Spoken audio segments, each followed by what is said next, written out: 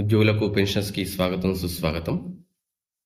దసరా నాటికి ఉద్యోగులకు వెసులుబాట్లు, సానుకూల దిశగా రాష్ట్ర ప్రభుత్వం కసరత్తు.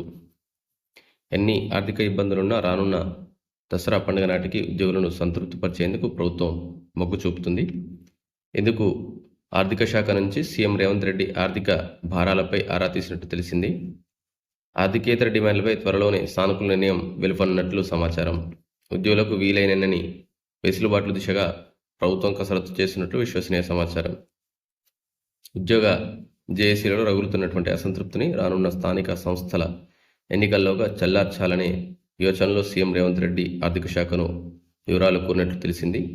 మరి ఈ క్రమంలోనే తాజాగా పురపాలక సంస్థల్లో పేదరిక నిర్మూలన పథకంలో పనిచేస్తున్నటువంటి ఉద్యోగులకు త్వరలో ప్రభుత్వం నుంచి ఒక శుభవార్త అందించనున్నట్లు తెలిసింది. వారికి అన్ని రకాల అలవెన్స్లో కూడినటువంటి పూర్తి వేతనం ఇవ్వడానికి ప్రభుత్వం సిద్ధమైనట్లు సమాచారం. ప్రస్తుత వేతనంతో పాటుగా అదనంగా 10,000 ఇచ్చేందుకు సర్కారు సుముఖంగా ఉన్నట్లు తెలిసింది. అలాగే భవిష్యత్తులో ఆర్థికపరమైనటువంటి సమస్యలు తలెత్తకుండా ఉండడానికి అలవెన్స్లను తాత్కాలికంగా నిలిపివేసినట్లు పేర్కొన్నారు. మరి ఈ సమస్య పరిష్కారానికి ప్రభుత్వం ఒక ప్రత్యేక కమిటీని కూడా నిర్మించడం జరిగింది. గతంలో ఇచ్చినట్లుగానే 32,000 వరకు అలవెన్స్తో కూడినటువంటి జీతం అందుకున్నారు.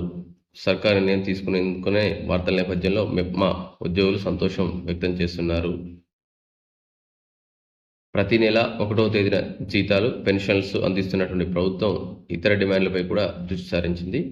2 డిఏలకు ఆమోదం తెలపగా మరో డిఏపై సమాలోచనలు చేస్తోంది. కాగా ఉద్యోగుల పీఆర్సీ ప్రకటనకు అప్పులు, వడ్డీల చెల్లింపులు, ఆర్థిక వనరుల సమీకరణ అంశాలే అడ్డంకిగా మారుతున్నట్లు నివేదించింది.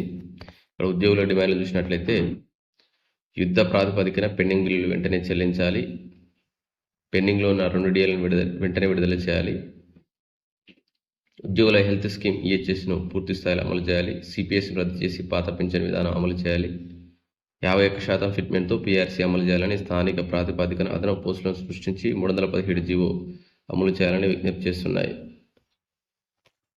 అలాగే అన్ని ప్రభుత్వ శాఖల్లో ప్రమోషన్ల కమిటీలను ఏర్పాటు చేసి ప్రమోషన్ కల్పించాలని, సాధారణ బదిలీలు తక్షణమే చేపట్టాలని ఇలా ప్రధాన డిమాండ్లు అయితే ఉద్యోగ సంఘాలు ప్రభుత్వం ముందు పెట్టాయి.